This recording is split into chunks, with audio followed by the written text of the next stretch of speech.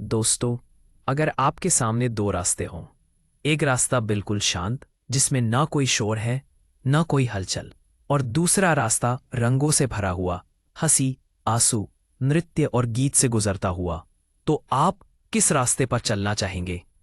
आज हम दो महापुरुषों की बात करेंगे जिन्होंने पूरी दुनिया को सोचने का नया तरीका दिया, ओशो और जिद्दू कृष्णमूर्ति। दोनों ने जीवन के रहस्यों को खोला, लेकिन अपने अपने अनोखे अंदाज में।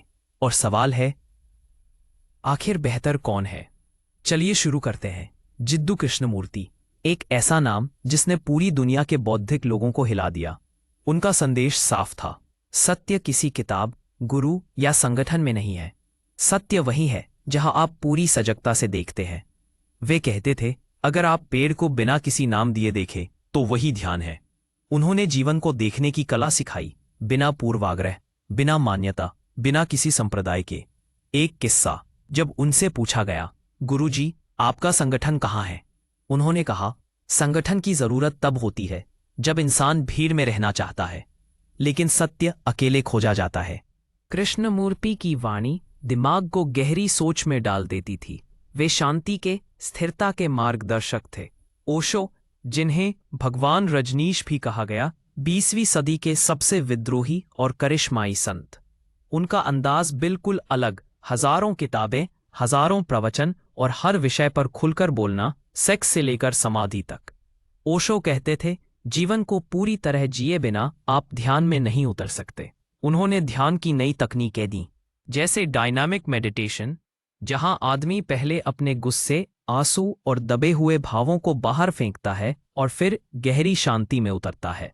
एक प्रसंग, ओशो ने कहा, अगर तुम हंस नहीं सकते तो ध्यान भी नहीं कर सकते। ओशो की वाणी दिल को आग लगा देती थी। वे जीवन में रंग, ऊर्जा और विद्रोह भर देते थे। दोनों ही कहते थे कि सत्य भीतर है। दोनों ने अंधी आस्था और संगठित धर्म का विरोध किया। दोनों ही श्रोता को खुद सोचने और अनुभव करने के लिए प्रेरित करते थे। कृष्णमूर्ति का तरीका शांत, बौद्धिक और सीधा था। ओशो का तरीका जोशीला, रंगीन और बहुआयामी था।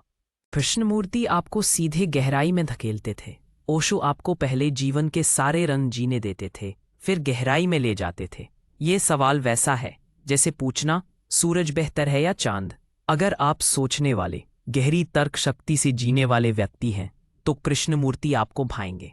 अगर आप भावनाओं से भरे, उलझनों से जूझते हुए इंसान हैं तो ओशो आपको छू लेंगे। दोनों रास्ते अलग हैं, लेकिन मंजिल एक है, आत्मज्ञान। दोस्तों, सत्य तक पहुंचने के लिए गुरुओं की तुलना करने की जरूरत नहीं।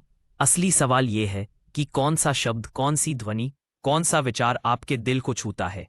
कृष्णमूर्ति आपको विचार की गहराई में ले जाते हैं, ओशो आपको जीवन की लहरों पर नचाते हैं, और दोनों ही अंततः आपको वही ले जाते हैं जहां आपको जाना है, अपने भीतर। तो बेहतर कौन है? जवाब है वही जिसे सुनकर आपकी आत्मा गूंज उठे।